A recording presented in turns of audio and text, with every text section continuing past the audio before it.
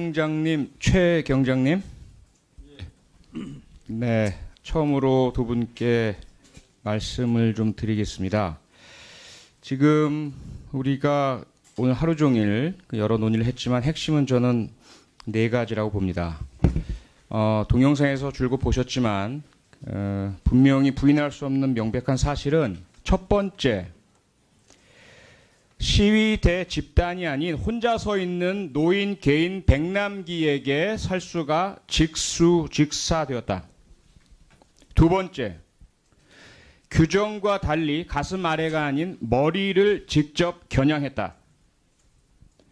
세 번째, 거리별 RPM 규칙에 어긋나서 최대 RPM으로 직사살수되었다. 네 번째, 이미 쓰러져 있는 백남기 노인에게 반복 추적 직사살수가 되었다. 아무리 말로 부인해도 영상에서 확인되기 때문에 검찰 수사와 법원에서 분명히 이 부분은 변하지 않을 것으로 확신을 합니다. 이 네 가지 사실에 대해서 우리가 오늘 밝혀야 할 것은 이것이 과연 한 경장, 최 경장 두 분의 독단적인 개인적인 판단이었는지 아니면 누군가에 의한 무전 지시를 그대로 따른 것인지 혹은 한 경장, 최 경장과 무전 지시자 사이에 주고받는 소통과 대화에 의해서 합의에 이루어져서 행해진 것인지 이것을 우리는 밝혀야 합니다. 그 내용이 경찰청의 최초 청문 감사 여러분 두 분을 대상으로 한 조서에 분명히 다 담겨 있을 테고요. 제 말이 맞죠? 최 경장. 예, 맞습니다. 네, 한 경장. 제 말이 맞죠? 예, 사실 그대로 진술하였습니다. 네. 여기서 문제가 발생을 합니다. 두 분께서는 지금 일단은 지휘 라인에 있는 분들과 같은 견해를 가지고 계신데요. 2013년 쌍용 자동차 노조 현장에서 중대장의 지시에 의하여 노조원 체포를 반대하는 변호사를 체포했던 중대장이 실형을 선고받습니다. 법원에서 징역 6개월 그리고 자격정지 1년, 집행유예 2년을 선고받았고요. 그 당시에는 명백하게 시키는 대로만 수행했기 때문에 전경대원들은 처벌을 받지 않았습니다. 그리고 잘 아시는 지난 대선 국정원 댓글 개입 사건에서 실제 여론조작 댓글을 남겼던 국정원 요원들 모두 검찰에 의해서 불기소 처분을 받았습니다. 그 이유는 자신들이 업무 지시를 그대로 이행했다는 것을 구체적으로 진술했기 때문입니다. 하지만 그 이외의 경우에는 모두 법법행위를 행한 실무자들이 처벌을 받았습니다. 기억해 주시기 바랍니다.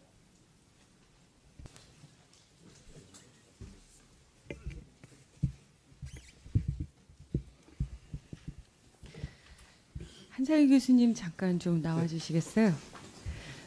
이승철 참고인에게 질문하겠습니다. 지금 굉장히 모순이 됩니다. 그 개인 시위대라는 안에는 한 명도 있고 두 명도 있고 세 명도 있는 거죠. 시위 현장에서는 움직임이 한 사람도 움직일 수 있고 두 사람도 움직일 수 있습니다. 그러면 살수 직사는 두 사람이 움직이거나 한 사람이 움직일 때는 안 쏩니까? 여러 명만 쏩니까? 참고인. 기본적으로 살수는 다른 정인도 뭐 매번 보고를 들었듯이 간단하게 얘기해 주세요. 한 점을 지향해서 쏘는 것이 아니라 그 지점을 목표로 해서 이렇게 살수를 하는 것입니다. 그러니까요. 그러니까 제가 그래서 모순이 된다는 겁니다. 자, 안전을 위해서 오른쪽으로 쐈다가 왼쪽으로 쐈다가 위로 쐈다가 아래로 쐈다 이렇게 얘기한단 말입니다. 그러면 그렇습니다. 좌우로 쏘고 그러니까요. 어떤 지점을 제가 지금 계속해서 얘기하지 조금 쏴야 않습니까? 될 질문 때는 아직 안 했습니다. 질문 아직 안 했습니다. 설명하고 있지 않습니까? 네, 하십시오. 왜 이렇게 방어적이시죠? 똑같이 증인들이 전부 다 지금 그러고 있습니다. 질문을 정확하게 듣고 질문에 대해서 답변을 간단하게 해주십시오. 제가 지금 좌우 상하 이렇게 얘기하지 않습니까? 지점을 향해서 그렇게 안전을 위해서 그렇게 쏘고 훈련하고 있다고 얘기했지 않습니까? 맞습니까? 틀립니까? 훈련을 그렇게 하고 있습니다. 그러니까요. 그 얘기를 하고 있는데 왜 그렇게 길게 얘기하십니까? 그래서 묻습니다. 그 상하 좌우에 한 사람씩 있으면 어떻게 되는 겁니까? 한 사람들만 있는 상태로 그걸 맞으면 어떻게 되는 겁니까? 그럴 수 있는 상황은 언제든 일어나는 거 아닙니까? 답변해 보십시오. 가정에 대한 상황을 답변하기 곤란함을 양식. 말이 됩니까? 지금 한 사람이 백남기 농민이 혼자 있는 그 지점에서 그렇게 직사를 맞고 지금 이 상황이 돼서 문제가 되고 있는데 그것이 예상이라고요? 가정이라고요? 이게 현실적으로 일어난 겁니다. 그래서 문제라는 겁니다. 살수차가 그렇게 위험하기 때문에 안전을 중심으로 교육을 해야 하고 그래서 계속 교육받았다고 주장하고 한 사람에 대해서는 직접 대할 때는 가슴 이하로 치라고 얘기하고 있는 겁니다. 그런데 이제 와서 한 지점이라고만 얘기하고 어떤 사람이 어디에 있는지 그것도 정확하게 파악하지 않고 지점에 한 사람만 있으면 어떻게 되는 겁니까? 그 지점에 한 사람만 있으면 어떻게 되는 거냐고요. 그러면 피합니까?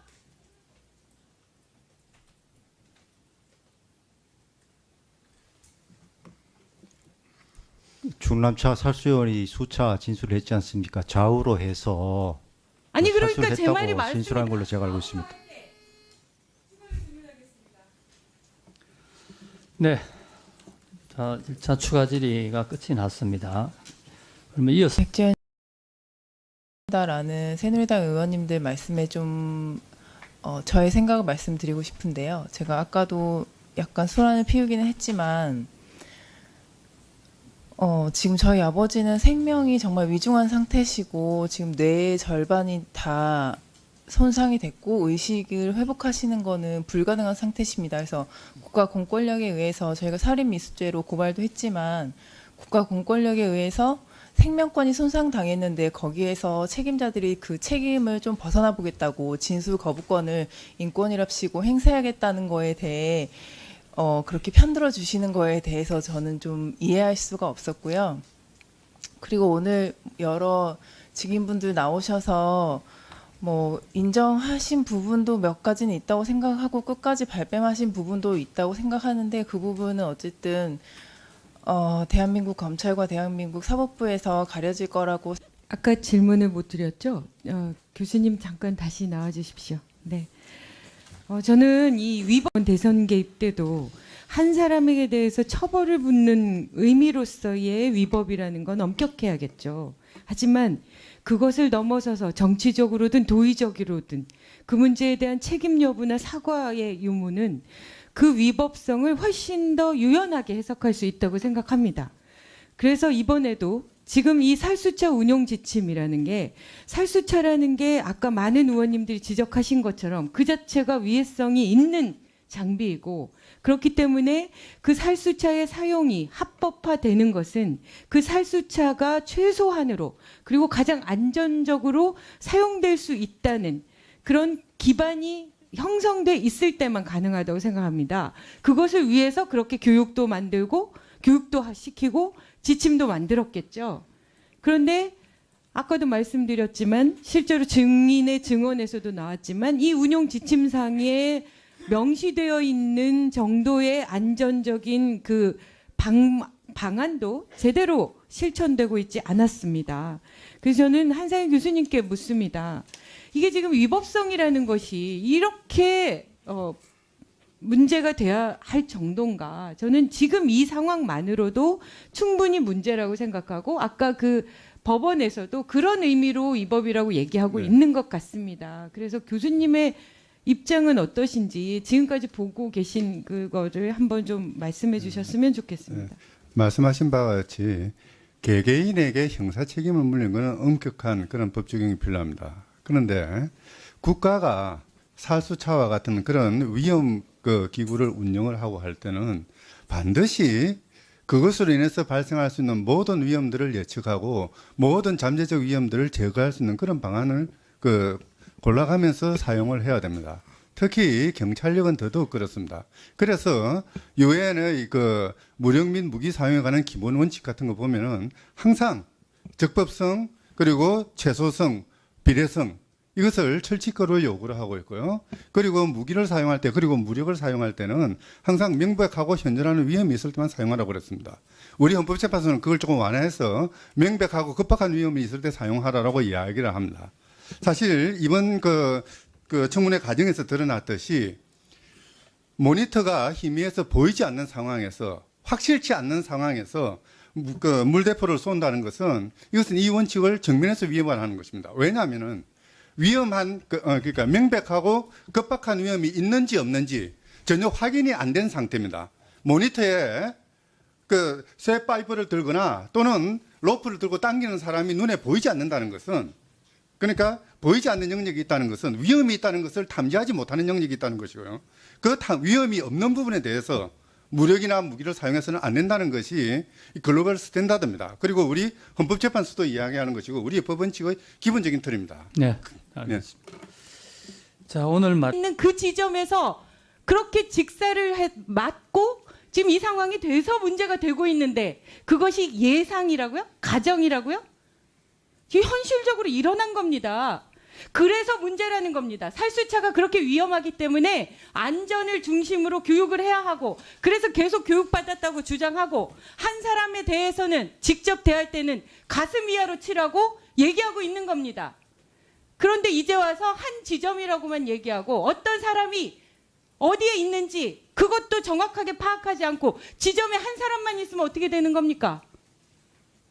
그 지점에 한 사람만 있으면 어떻게 되는 거냐고요. 그러면 피합니까?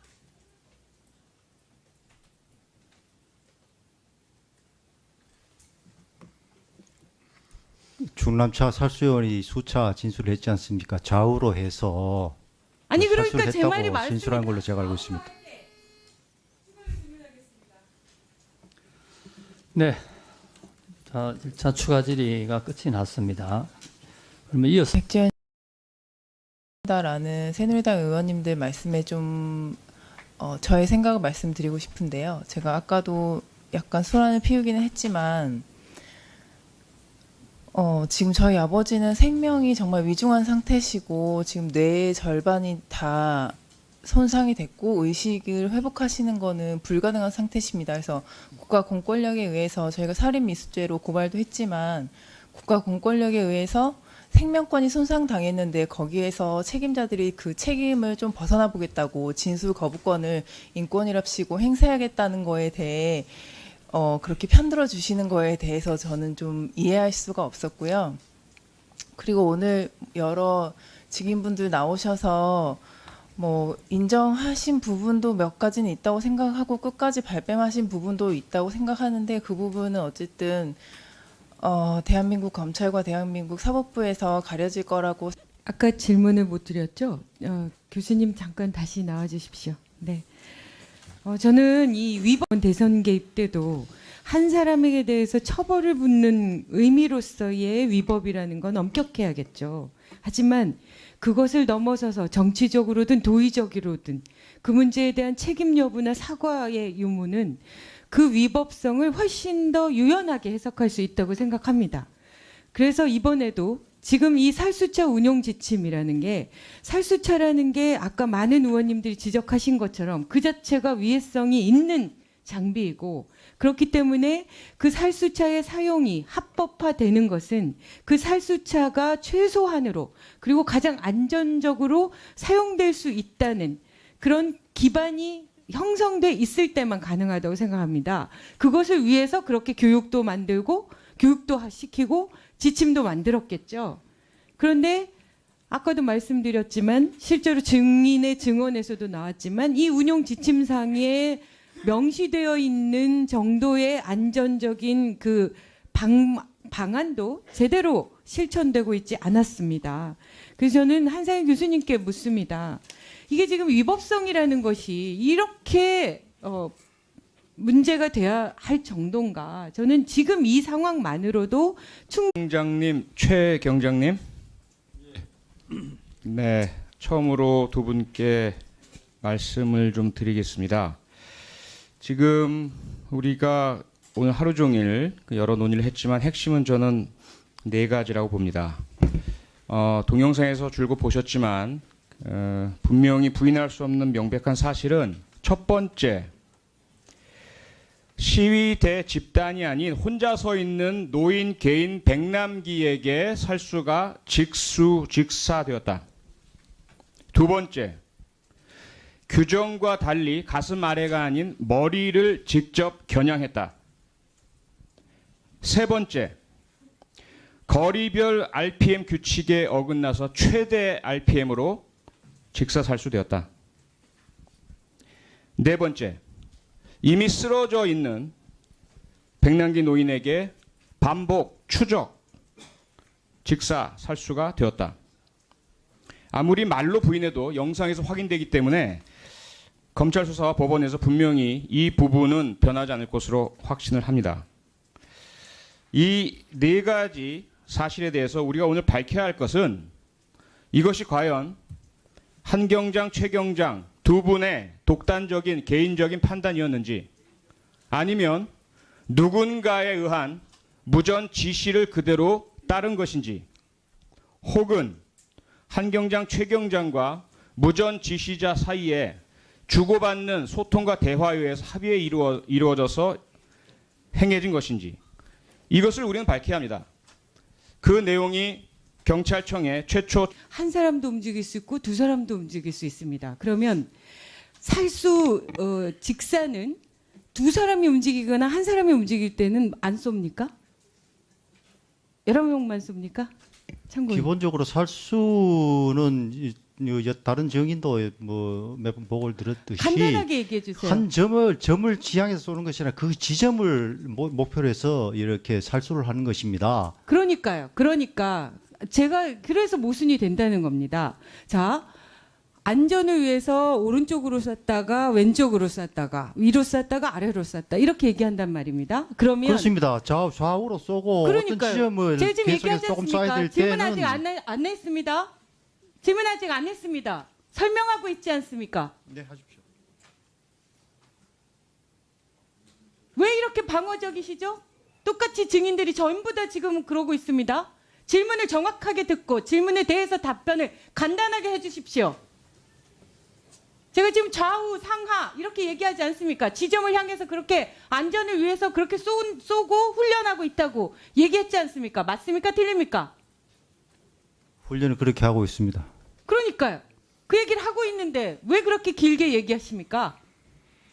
그래서 묻습니다. 그 상하 좌우에 한 사람씩 있으면 어떻게 되는 겁니까? 한 사람들만 있는 상태로 그걸 맞으면 어떻게 되는 겁니까? 그럴 수 있는 상황은 언제든 일어나는 거 아닙니까? 답변해 보십시오.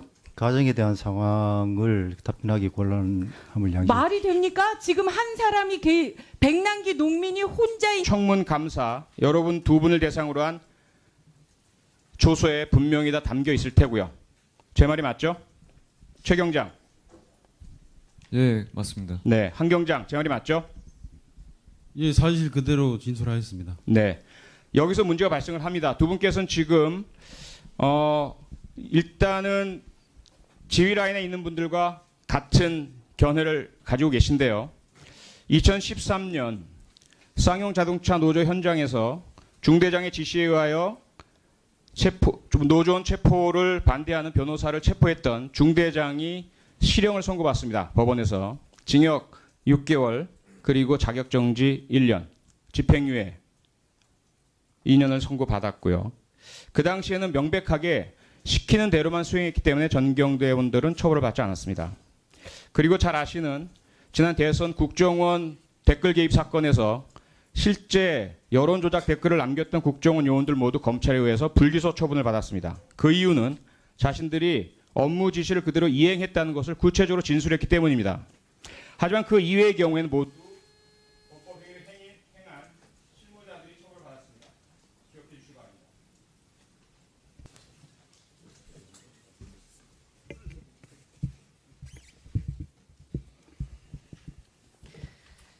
한사희 교수님 잠깐 좀 나와주시겠어요? 이승철 참고인에게 질문하겠습니다. 지금 굉장히 모순이 됩니다. 그 시위대라는 안에는 한 명도 있고 두 명도 있고 세 명도 있는 거죠. 시위 현장에서는 움직임이